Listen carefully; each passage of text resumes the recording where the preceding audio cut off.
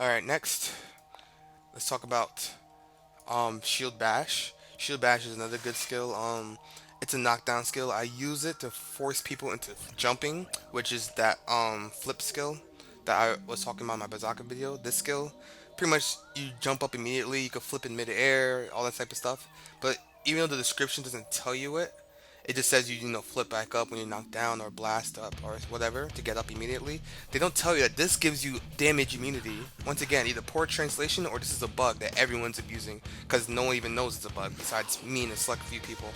So don't worry about jumping. It's not saying, oh, I can't jump anymore. This is a bug that you're gonna have to use because if they expect you not to jump anymore until this bug is fixed, which it hasn't been fixed for 12, 13 months, they're bullshitting. This is just you jump. It happens. You do it intentionally or not doesn't really matter at that point. This is a gross bug, in my opinion, or just fix the translation so people know what it's used for. Either or is fine with me. I don't care. So anyway, I use this to force them to jump. Once this jump, once they use their jump, you'll see a timer at the top of their screen. When you see that timer, it'll be 10 seconds. For the first 2 seconds of that timer, they'll be immune to damage. So often you would need to use your shield bash to force them to use that timer. Once that timer is done, you'll use a skill like let me go back to the dummy. You'll use a skill like taunt because you know now that they won't be able to flip out of your combos. So you want to taunt them and then maybe follow up with a shield bash and move for the counter storm technique. So yes, I'm also gonna talk a lot about counter storm today. Many guards fail to stun lock with it because the way they set it up is kind of um, bad. I mean, the timing is bad. If let's say if the player has never been knocked down on the floor for 10 seconds, and you knock them on the floor, let's say using shield block, they can flip back up, and they won't take damage for the counter storm. I have many videos where you will just be swinging at the person, or I'll be swinging at the person like this, and they'll not be taking any damage for like 2 to 3 seconds because of the flip. So that's a big no-no.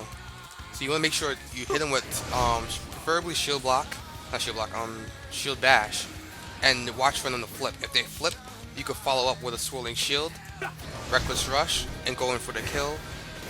And counterstorm actually pushes the target away from you, so they're slowly sliding out of your range with use counterstorm. So when you do use counterstorm and you go for a burst and then continue with it. Well, I messed up a little bit. Sorry, I'm a little bit rusty. I've been playing my Oracle on EU for a while, so bear with me, guys. My hotkey's a little bit different. But let's try this again. So you want to do it. You want to do counterstorm in 2 bursts, which is something like this: 1, 2, and then done. It'll be faster, honestly, when I get better at it again. I'm kind of rusty for my Guardian, but yeah, that's how it should look.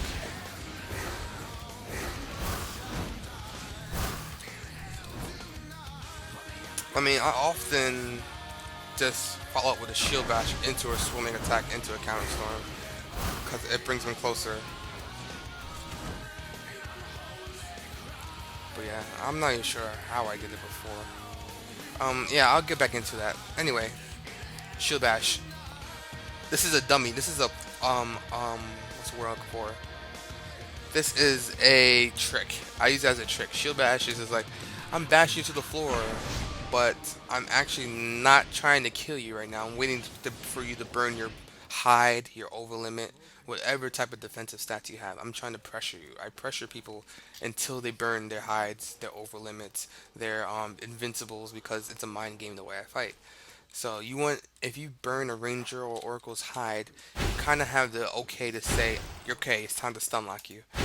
So once they pop over limit or high, you just you back out, you dance around. You can pop a heal if the ranger is strong or the oracle is strong, even the sork. If the sork is strong, pop some heals, bro, because you're in for a bumpy ride if they have the chance to go offensive on you. All right, so shield bash, pressure. That's all it is. You can do a little bit of counter storm, but save your soul points. You can do a little of this. I'm gonna show a video of me fighting. Thanks to Kate and Sari helping me out doing demonstrations. But you can easily just pressure them with the basic thrust combo because the stun animation is 1.5 seconds, and that's more than enough time to hit him again. And if you pace him out properly, you can endlessly thrust.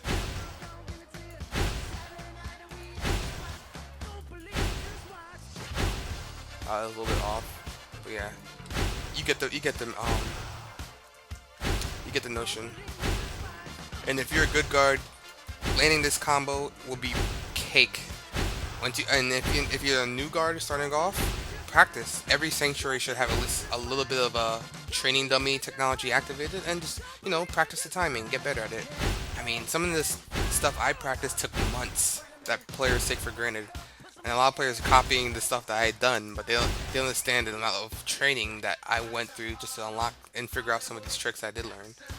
So yeah, without honestly, even if you watch these videos and you're like, oh, okay, I know everything that Micro does and everything, doesn't mean you're gonna be able to copy me without practicing and putting the proper time in, getting to know your class and getting to know your enemies. So moving forward, thrust 1-on-1 is pretty much a teaser. Look at that, 1 point in thrust and counter thrust. I'm just using to troll you, bro.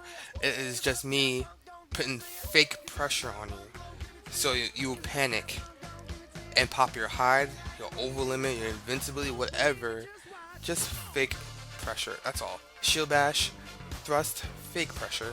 Once you pop that, dude, I'm not even gonna use my god skills sometimes. I won't even use my god skills sometimes. Just like once you pop that, dude, I'm just like, okay, so I can just stun lock you when you're done. So I'm just like dance around and play around with your like monkey or a cat slapping around a cricket. So Reckless Rush 1 out of 10. It's not really a damage skill. It's a gap closer, a beautiful one at that. I love it. It's my favorite skill. Not my favorite skill, but it's one of my favorite skills from one hand. Um, yeah, I miss having it on two hand back in the old days, but it's whatever. It's a bitter pill, but Electric Dive is doing work. It picked up the slack. Okay, let's get to the more important pieces. 5 out of 10 Counterstorm is just there to honestly activate your Counterstorm skill. So counterattack, you need 5 out of 10. You need vulnerability attack to proc your Counterstorm in the high rate, 84% chance. And to proc Counterstorm, you need to do this. Either Shield Bash will give you an 84% chance of proccing Counterstorm. This is Counterstorm, by the way, to new players. Or Swirling Shield to proc Counterstorm. There's also a block, and if someone hits you, it activates your Counterstorm, but since I have no one to hit me, I can't really show that one. And now my favorite way of counterstorming is this. It's Warning Step Counterstorm. Beautiful. This one has the best stun lock potential because you do not have to knock the player on the floor. If you knock them on the floor, they can flip and jump out of it. But if you just straight up just counterstorm in the face, like, oh my god, what the fuck, they're gonna be stun locked a lot better and slowly slide out. Now, this is pretty much also a shield too that absorbs HP. This golden shield around your body absorbs damage, and sometimes, especially if you're in war, or in battlegrounds, or you're in war and you're taking on a lot of enemies and you know another bomb is coming and you have just enough AP. Well, I have AP pots, so guards, just so you know, get AP pots. There's no point. Get AP pots or die. Die alone in painful death by a Sork who's just spamming AP drain and nether bomb and the typical burning flames chains and usual stuff. So anyway, get AP pots. If you don't, level up your alchemy, craft a shit ton because you're gonna be in for a lot of pain. Same with Divine Spring. Keep the action points, as much action points as you can. I wanted to show you how to counteract Prairie Fire, but I might just leave that to a little secret of mine. It's not really a secret. It's nothing special. It's kind of like you got to have the right attitude when you're dealing with pressure. If you have the right attitude, that I don't give a fuck attitude. If you have the attitude that you're just gonna beat people down no matter what, just I'll basic swing. Come here, bro. Come here, bro. I'll just basic swing you, and you know, basic swing a combo between my AP regen skills. Then you will do fine. That's pretty much the simple line to it. You panic, your AP's drained, you're dead. If you say I don't give a fuck, I'm gonna beat this guy down, even if I have to wet noodle him to death, then you will be an excellent one-man guard because that's the type of attitude you need. You gotta have that attitude that I'm gonna beat you down if I have to throw my shoe at you and crit you for the final bit of HP. That's exactly the type of attitude you need. So enough with that. But that's kind of how you counteract the AP drain without relying on a certain skill or mastery. You kind of have to have that kind of attitude, so you'll find your own way around dealing with AP drain. Next is the spiral attack, which is your money maker for one hand. You need to have the first one to be 10 out of 10, strictly because it lowers the enemy's defense. Or no, actually the other way around. It lowers the damage that enemy inflicts to players for 5 seconds, which is always good, especially if it gets interrupted all the time. This one is a good follow-up for a stun lock. It does 4 hits as Spiral Slash does 3, but Spiral Slash each hit is stronger than Spiral. This is called Spiral Slash as well. That never really made sense to me. But anyway, this one does 3 hits. This one does 4, but for a little bit less damage. But I think has a lower stun consistency. This one has a better stun consistency. Next is Flying Axes to sum up this side of the tree, and pretty much Flying Axes is what I need to say. It's a defense. You can set up a defense. You don't have to spam shield block, but most people will panic. Like, oh my god, I'm not stepping in there. I'm not stupid. They'll panic, and like I don't need you stepping here. I'm just buying time, bro. So you just you can use it as a perimeter, especially when you're getting zerged. When you're getting zerged, they scatter like roaches when you do flying axes, and the ones who don't either sit there getting stun locked or try to pop some type of god skill. Even then, you still cut the numbers that's ganking you in half, depending on what cooldowns they have up to deal with the axes. And while you use that time to heal, get your soul points back, and you're good again. There's a lot of technique that goes into Dragon's Prophet PvP. It is by far the most technical savvy MMO PvP wise I've ever played so far. I mean, Aeon has his tricks. If I play Assassin on Aeon, then yes. If I play that one class, yes. That's a lot of tech work in Assassins. Aeon, yeah, has a lot of tech work. Let me stop. It's pretty on par with Aeon though, in different ways. But this was more action combat, which I always I always cannot find the word today. I always appreciate more, because obviously you get to rely more on skill as long as you have an average level of gear. And a lot of people don't use gear as an excuse of why you're losing. Just use experience, and you're just not skilled enough. The person may have better gear than you, but they may actually be better gear and just a better player. So anyway, what was I gonna say? God skills, right? So warning step, you want to choose the one that gives you the swirling shield cooldown. So the one that resets swirling shield. This one will automatically put you in a counter attack status. As soon as you do warning step. So you don't have to do any swirling shields or shield bashes to enter counterstorm when you use this type of warning step. You can simply just do this. Back up, move forward, counterstorm. That's why I love this one. It's a guaranteed counterattack status. You don't have to worry about the 84% chance.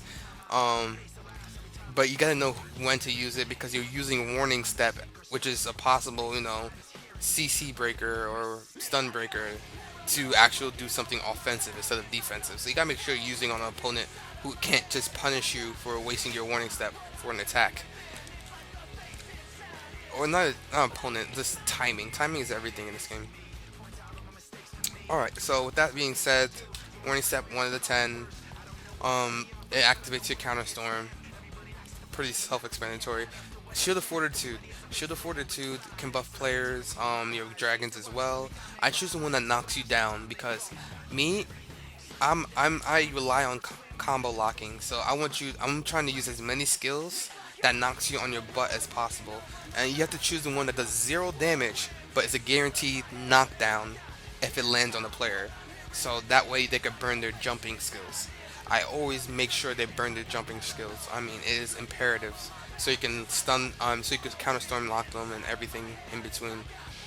This one is just a CC breaker. I don't use unless I'm going multi-mastery, which I'm too lazy to. This one's just pretty much just keep yourself immune to stun locks. It buffs me and my teammates. I always go for that one unless I'm doing multi-mastery. And I think a lot of guards should, which I'm probably gonna regret this because if guards are watching this and now they're gonna be buffing their teammates and using teamwork, it's gonna be a bitch for me to get kills. But it's whatever. It's gonna force me to get better. That's how I see things. When I get my ass kicked, I get better. I got my ass kicked so much until I got so good that it was boring. So this needs to stay for your friends. Just keep it for your friends. 1 out of 10, because it's like an extra hide for rangers. Hell, Storks don't even have anything, so they'll be grateful. Like, oh, I can't get stun locked for once. They can just go nuke happy. So keep this on a teammate base. Keep it 1 out of 10 or higher. But if you want to get the kills for yourself too, just keep it 1 out of 10. Sword of Fortitude is your strongest attack for one hand. For one hand, Pizarre. Honestly, Bazaka one hand, I probably won't ever talk about. I used it. I experimented every type of build, and Bazaka one hand, I just couldn't find a rhythm to. Don't get me wrong. In my opinion, or not my opinion. I personally hate Bazaka one hand. The survivability is kind of nerfed, and they don't make up for it with damage. So I was like, what the fuck's the point? I get a nuke, and it's not even a good nuke. It's a mini nuke, and it's just yeah, it's not good for me. I mean, it costs 1,000 soul points for both of them. You got stacked revenge armor, and it's tricky. Put it that way. Kudos to the guards who do use Bazaka and master it. Maybe you can teach me a thing or two. I'm not ignorant or arrogant. I would love to learn. I'm always looking to learn. I'm just not good with it. I think Fun Ferret uses it sometimes. Maybe he's good with it, but but even he ended up turning to the Bizarre tree. After a while too. So I don't even know. Yeah, I think that covers almost everything. So counter starting with 10 out of 10, you can, depending on how good you are, and I'm not trying to say you're bad if you use the healing one. I'm just saying depending on how good you are, you might not need the healing one. The healing one is nice, but the damage is lower.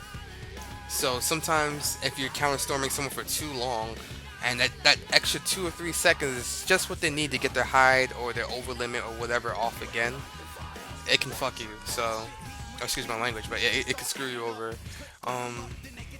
So yeah, you guys can choose between the healing one and the damage one. It really depends on who you're dealing with.